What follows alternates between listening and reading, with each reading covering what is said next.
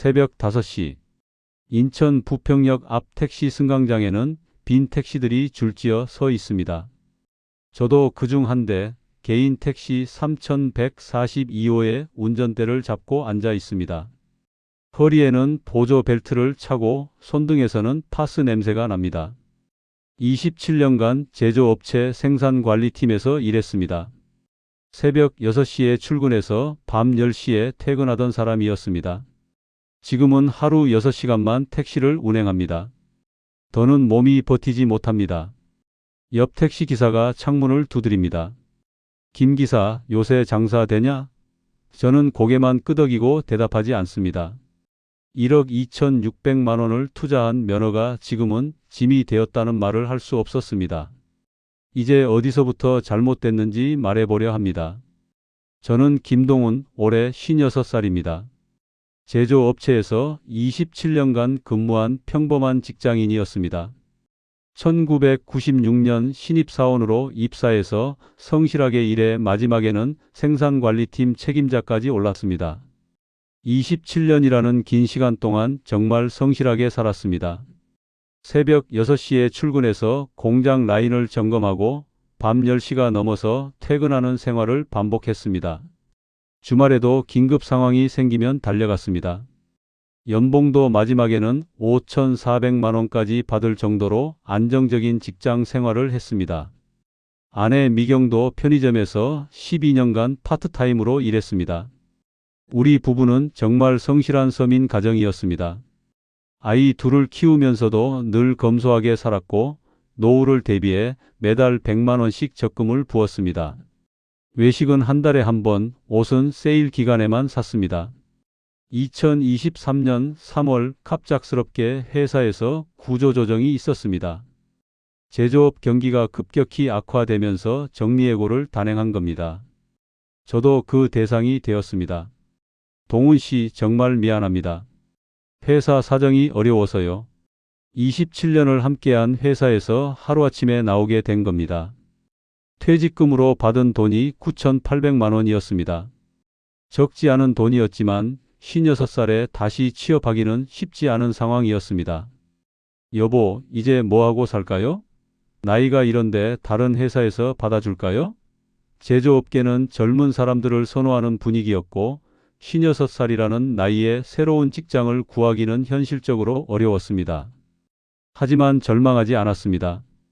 퇴직금 9,800만 원에 적금 2,800만 원까지 합치면 1억 2,600만 원의 여유 자금이 있었으니까요. 27년간 성실하게 일한 보람이 있다고 생각했습니다. 그러던 중에 같은 처지에 있던 회사 동료 이 과장이 제안을 했습니다. 동훈아, 개인 택시 해볼 생각 없어? 요즘 인천 면허가 괜찮다던데.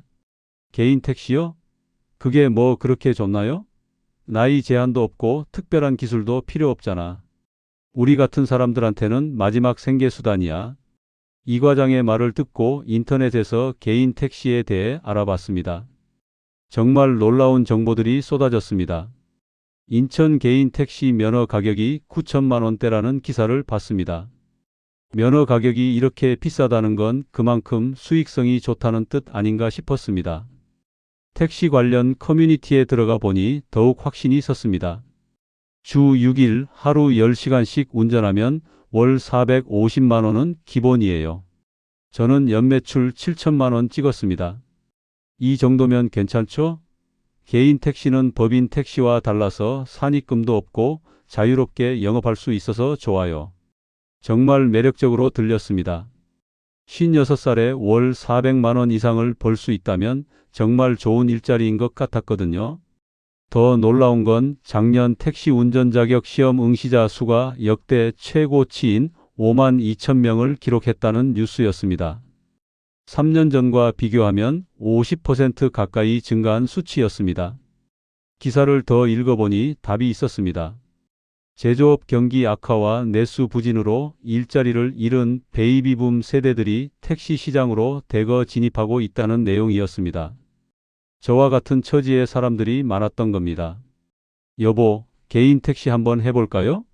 아내에게 조심스럽게 말을 꺼냈습니다. 개인 택시요? 그게 뭐예요? 자기 차로 택시 영업하는 거예요. 면허만 사면 바로 시작할 수 있어요. 얼마나 들어요? 면허가 9,500만 원 정도 하고 차값까지 합치면 1억 2천만 원 정도 필요해요. 돈이 꽤 많이 드네요. 하지만 월 400만 원 이상 벌 수 있다고 해요. 우리 나이에 이런 수입을 올릴 수 있는 일이 어디 있겠어요? 아내도 점점 관심을 보였습니다.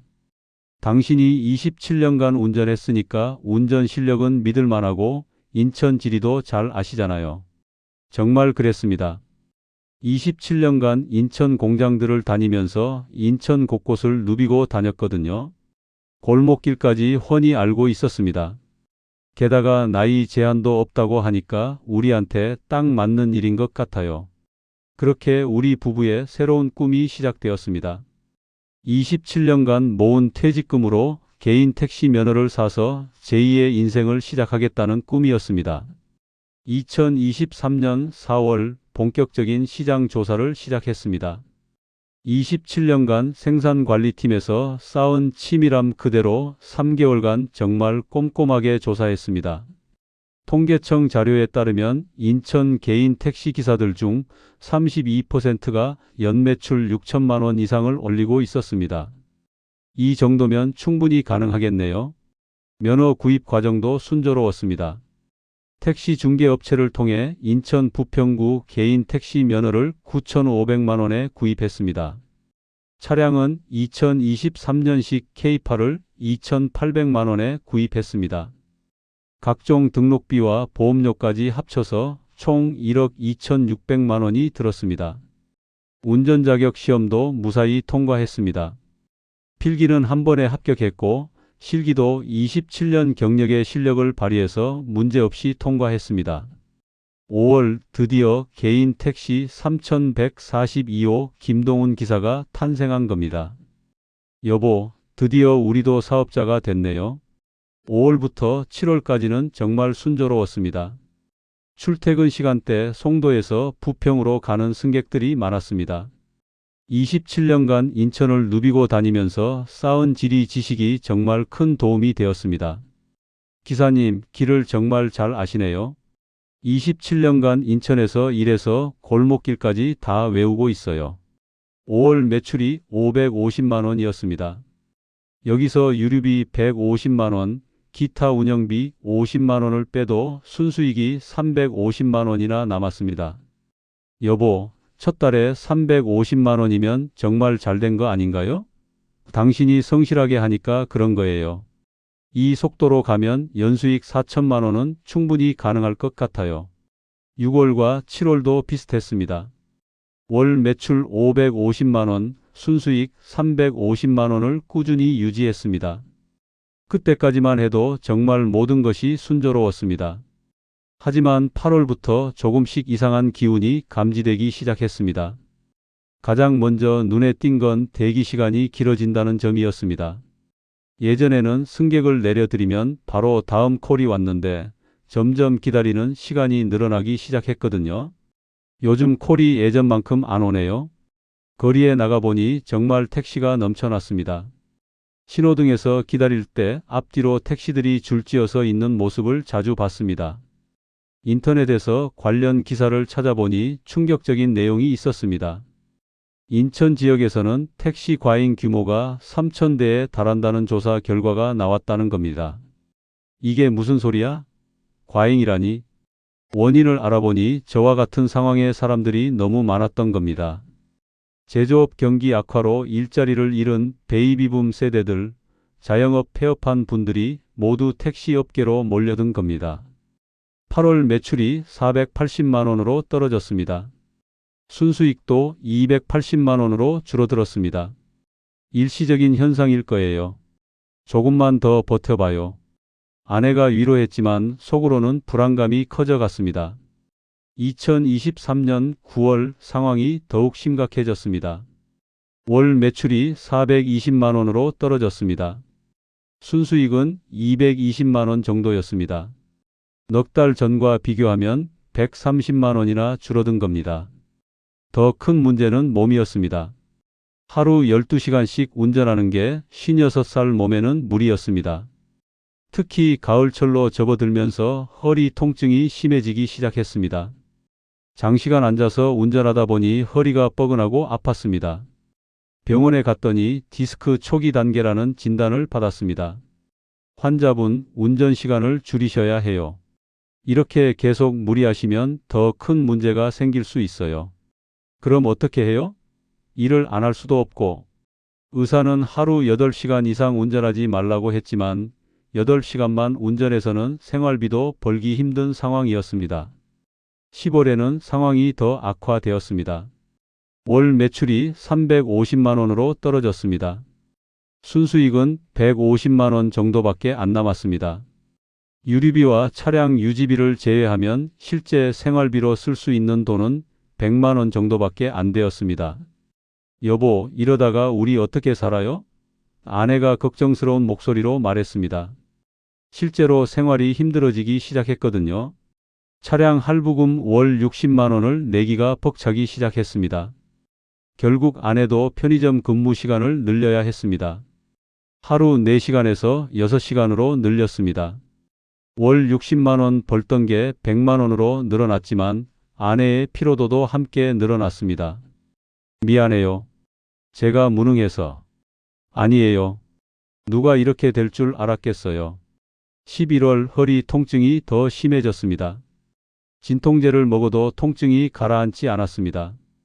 병원에서는 물리치료를 받으라고 했지만 물리치료를 받으러 가면 그만큼 운행 시간이 줄어들 수밖에 없었습니다. 결국 밤 11시 이후 운행을 포기하기로 했습니다. 안전상 이유도 있었고 몸이 정말 버티지 못했거든요. 기사님, 밤에도 일하시죠? 죄송합니다. 11시까지만 운행해요. 하지만 밤 시간을 포기하니까 수익이 더욱 줄어들었습니다.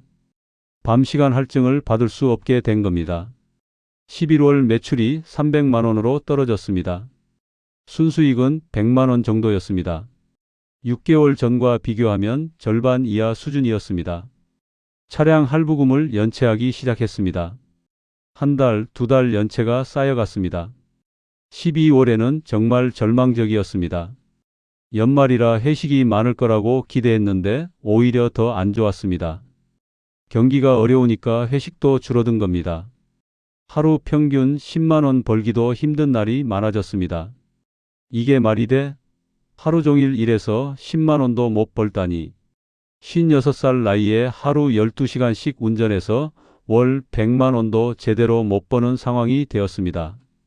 시간당으로 계산하면 최저임금에도 못 미치는 수준이었습니다.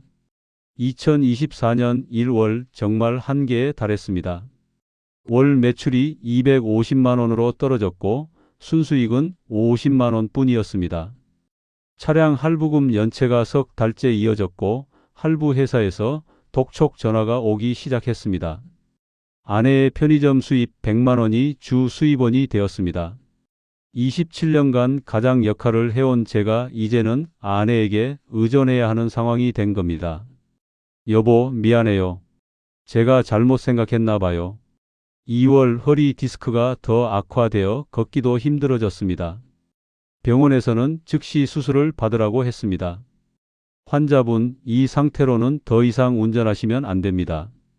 3월 어느 날 운전 중에 허리 통증 때문에 정신을 잃을 뻔했습니다. 갑자기 허리에서 전기가 오르는 듯한 통증이 왔고 순간 핸들을 놓칠 뻔했습니다. 기사님, 괜찮으세요? 승객이 놀라서 물었습니다. 응급실 의사는 단호하게 말했습니다. 환자분, 이 상태로 운전하다가 사고 나면 어떻게 하시려고 그래요? 본인만 다치는 게 아니라 다른 사람까지 위험에 빠뜨릴 수 있어요. 정말 그랬습니다. 결국 4월에 수술을 받았습니다. 수술비 500만 원은 대출로 충당했습니다. 1억 2,600만 원을 투자했는데 또다시 500만 원을 빚으로 지게 된 겁니다. 의사는 최소 6개월은 운전을 하면 안 된다고 했습니다. 6개월간 저는 집에만 있어야 했습니다. 수입은 완전히 끊겼습니다. 아내의 편의점 수입 100만 원이 전부였습니다. 차량 할부금 연체는 6개월째 이어졌고 할부 회사에서는 차량 회수를 경고했습니다. 1억 2,600만 원이라는 거금을 투자했는데 결국 남은 건 망가진 몸과 빚뿐이었습니다. 27년간 성실하게 살아온 제 인생이 56살에 이렇게 무너질 줄은 정말 몰랐습니다. 2024년 9월 수술 후 회복을 마치고 다시 택시를 운행하기 시작했습니다. 하지만 하루 6시간만 운행합니다. 월 120만 원 정도 버는 소일거리 수준입니다. 경제적 목적보다는 사회활동 차원입니다. 아내는 편의점 정규직이 되어 월 180만 원을 벌고 있습니다. 지금은 오히려 아내가 주수입원입니다. 부부 합쳐 월 300만 원으로 검소하게 살고 있습니다. 투자금 1억 2,600만 원은 돌아오지 않았습니다. 돌이켜보니 제 실수가 명확했습니다. 첫째, 과잉 공급 리스크를 전혀 고려하지 않았습니다. 면허가 비싸다고 해서 수익이 보장되는 게 아니었습니다. 둘째, 고령자들이 몰리는 업종의 위험성을 간과했습니다. 나이 제한이 없다는 게 오히려 과잉 공급의 원인이었습니다. 셋째, 체력적 한계를 제대로 고려하지 않았습니다. 56살에 하루 12시간씩 운전한다는 건 불가능했습니다. 넷째, 시장 변화를 읽지 못했습니다. 택시 수요 자체가 줄어들고 있었습니다. 이제 후배들에게 당부하고 싶습니다. 과잉 공급 업종은 피하세요. 면허 가격이 비싸다고 수익이 보장되는 건 아닙니다. 고령자들이 몰리는 업종은 위험합니다. 체력적 한계를 반드시 고려하세요. 무엇보다 건강이 최우선입니다. 오늘 오후 아내와 함께 동네 공원을 산책했습니다. 여보, 지금이 더 행복한 것 같아요. 그러게요. 그때는 너무 조급했나 봐요. 큰 돈은 못 벌어도 서로 사랑하는 사람과 함께 건강하게 살아갈 수 있다는 것, 매일 작은 일이라도 할 수 있다는 것, 그것만으로도 충분히 행복한 인생입니다.